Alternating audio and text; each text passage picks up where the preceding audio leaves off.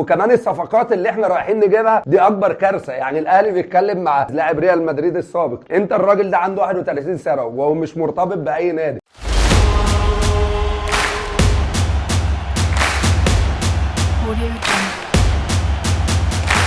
الخطيب ابتدى يتحرك، امبارح خلص مع حمدي فتحي، النهارده في كلام بشكل كبير جدا ان تريزيجيه في الطريق، محمد عبد المنعم برضه نفس الكلام. النادي الاهلي لو قدر يرجع الاثنين دول محمد عبد المنعم وتريزيجيه هيغيروا شكل الفرقه من الاخر، لان الاثنين دول لعيبه مهمين جدا. محمد عبد المنعم خروجه من النادي الاهلي انا شايفها ان دي اكبر كارثه. النادي الاهلي من ساعه خروج محمد عبد المنعم يا جماعه مفيش لعيب بيعرف يحضر من تحت، واي فرقه دلوقتي بتعتمد على التحرك من الكره من الخلف للامام. النهارده بنشوف كل الدوريات الاوروبيه مفيش فرقه بتلعب الكره عاليه، كلها بتبتدي بتحضر من تحت. فانا شايف ان النادي الاهلي لو خلص محمد عبد المنعم وتريزيجيه مثلا وادي حمدي فتحي يبقى بنبتدي نرجع تاني للوضع الطبيعي. المشكله الوحيده اللي بتقابلنا يا جماعه هي راس الحربه، وانا برضو مستغرب ازاي اللعيبه الاجانب اللي عندنا يبقى عندنا 5 لعيبه اجانب بنلعب بلعيب واحد بس. بيرستاو قاعد بيعمل ايه؟ طب رضا سليم انت مقعده دكه ليه؟ اشرف داري الراجل مصاب ولا هيلعب؟ حد يوضح لنا يا جماعه. احنا عندنا مشكله كبيره جدا، لازم الناس ولازم جمهور الاهلي يبقى عارفها ايه اللي بيحصل جوه النادي الاهلي. الناس الاجانب اللي قاعده بتاخد ملايين الدولارات دي، وكمان الصفقات اللي احنا رايحين نجيبها دي اكبر كارثه. يعني الاهلي بيتكلم مع بغداد بنجاح، طب الراجل ده عنده كام سنه يا جماعه؟ عنده 31 سنه، بيلعب فين؟ بيلعب في الدوري القطري. هل الدوري القطري مثلا دوري يخد؟ لا، دوري عادي جدا. بغداد بنجاح عنده 33 سنه، انا عايز اجيب لعيب عنده بس 26 سنه، لعيب بنفس نشاط وسام ابو علي. ما هي دي مشكله يا جماعه. انا برضه هرجع اقول لك ان لما تجيب لي لعيب اللي هو مثلا النادي الاهلي النهارده بيتكلم ايه؟ دياز لاعب ريال مدريد السابق، طيب انت الراجل ده عنده 31 سنه وهو مش مرتبط باي نادي، اجيبه ليه؟ يعني انا لعيب راجل مفيش حد بيفاوضه، انا اروح اجيبه ليه؟ ما انت جبت نفس الكلام اسم كبير زي انطوني موديست عنده 33 سنه، قعد شرب شاي وتوكل على الله. كان بياخد كام؟ كان بياخد $1,700,000. فدي ارقام كلها مبالغ فيها. انا اسف يعني مع احترامي للجميع، انا لازم اجيب لعيب يكون عنده 27 سنه راس حربه، يكون فيت، لعيب زي وسام ابو علي كده شرس. مش هجيب لعيب عنده 33 سنه واجي اقول لك ايه اصل اسمه كبير. طب انا هعمل ايه باسمه بعد ما هو خلص كوره؟ الكارثه الكبيره يا جماعه ان بغداد بنجاح بياخد $1,700,000، فده رقم كبير جدا على لعيب عنده 33 سنه. برضه هرجع اقول لك ان الاهلي محتاج عيل صغير في راس الحربه، ومش عايزين نقع في نفس الاخطاء اللي وقعنا فيها قبل كده. السلام عليكم.